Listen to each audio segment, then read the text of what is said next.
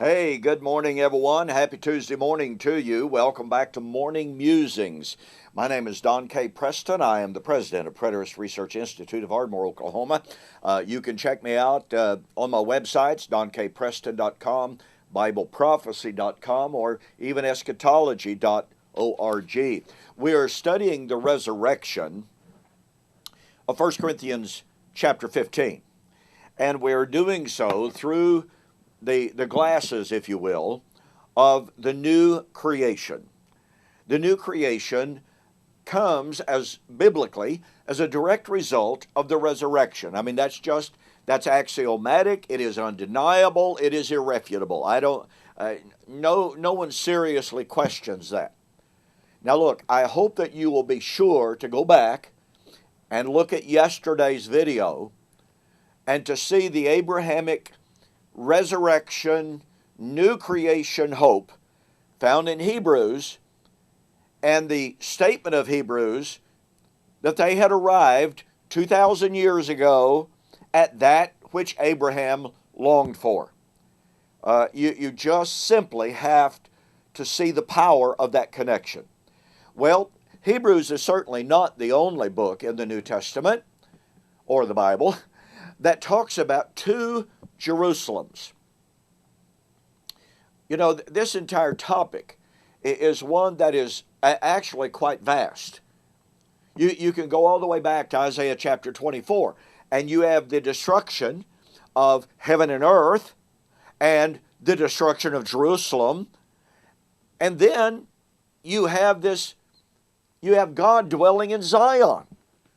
Well, how's that possible? Well, some people have speculated and say, well, okay, God will renovate heaven and earth and then rule from literal physical Zion on this renovated earth. Well, actually, that's not what the text says. Isaiah chapter 24 says that the heaven and earth would be destroyed and would never rise again. Yeah, that's kind of tough to make that mean renovated. It would be utterly consumed and never rise again. Well, anyway, about to get sidetracked there. So another passage or another book that posits and discusses the doctrine of the two Jerusalems is the book of Revelation and its discussion of Babylon. Now, just a real quick overview of the book of Revelation as it relates to this entire issue. And look, when we look at the book of Revelation, there is such a perfect correspondence between Revelation and the book of Galatians chapter 4.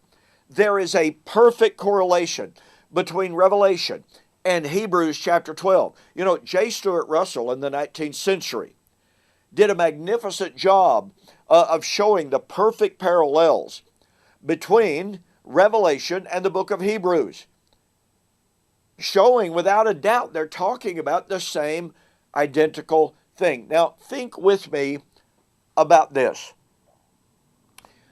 In Galatians 4 and in Hebrews, you have a contrast between two covenant seeds. You have the seed of the bondwoman, Hagar, Ishmael, which represented Old Covenant Israel according to the flesh, versus the New Covenant seed, those who are of the lineage of Abraham by faith in Jesus Christ. Two seeds. You have two Jerusalems.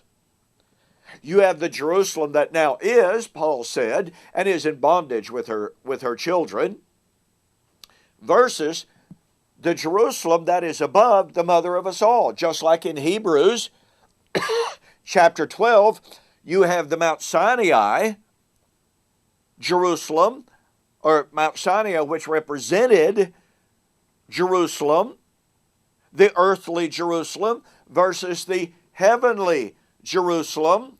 Just like in the book of Revelation, you have a city called Babylon, where the Lord was slain, versus the heavenly Jerusalem.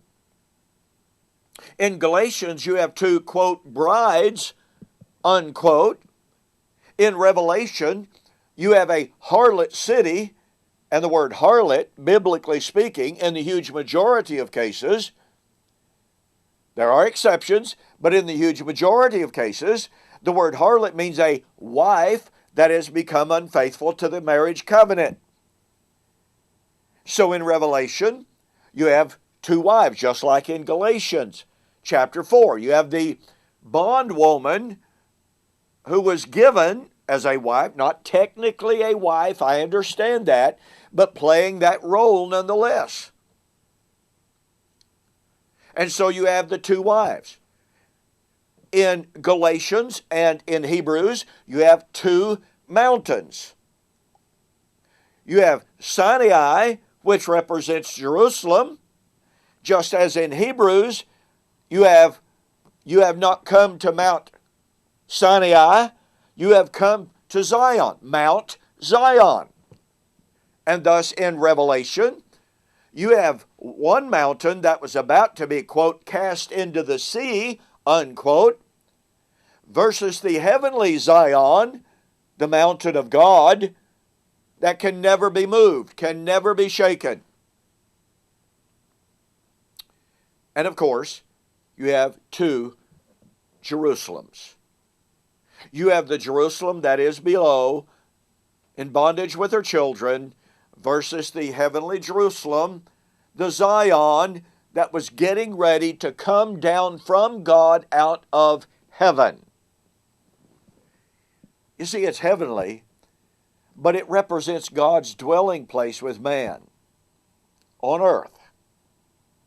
Earth didn't have to be literal earth, did not have to be literally destroyed for God to be restored to us, or more appropriately, us to be restored to the presence of God in a new covenant creation.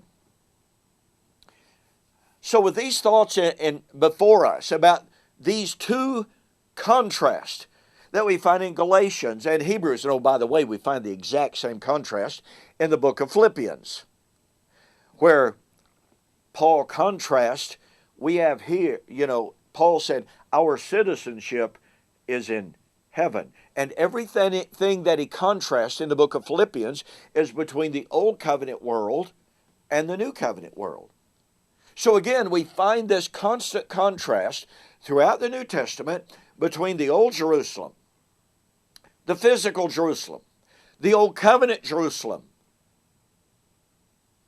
that as a result of her persecution of the new covenant seed of Abraham was about to be cast out. That's why Jesus said, do you not see all of these things? The time is coming in which not one stone shall be left standing on top of another. And by the way, obviously, that's another contrast. You have the Old Covenant temple versus the New Covenant temple in these books.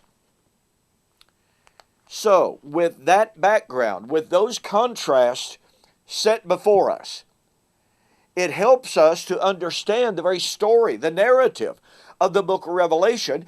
It helps us place resurrection in the proper context, in the proper framework. Why is that? It is because Galatians, Philippians, Hebrews are contrasting the Old Covenant Jerusalem with the New Covenant Jerusalem, the heavenly Jerusalem, Zion, and wait a minute, what happens in Zion? What happens in the New Jerusalem? Resurrection. And thus, when the New Testament writers, from Galatians to Philippians to Hebrews to Revelation, tells us that the New Jerusalem was about to come, foundation had already been laid. They were building up that city in the first century, just as they were building up the temple of God in the first century. And thus, when we are told they had arrived at Zion, the heavenly Jerusalem, the implication of this for understanding the proper framework, the proper timing of the resurrection simply cannot be denied. You have come to Mount Zion. And thus Jesus would say, behold, I come quickly. And my reward, what's the reward? The New Jerusalem, the new heaven and new earth, resurrection life. My reward is with me. Now look, I discuss all of this and a whole lot more in my book, Who is This Babylon? Go to my website, donkpreston.com, bibleprophecy.com, and order the book, and be sure to send me a note saying that you saw the offer on YouTube or Facebook, and I'll pay for your shipping. All right, well, we're going to look a little closer at the New Jerusalem as we come to the book of Revelation and examine the New Jerusalem in the light of the new creation versus the old creation. So you certainly don't want to miss that discussion. We will see you on the flip side.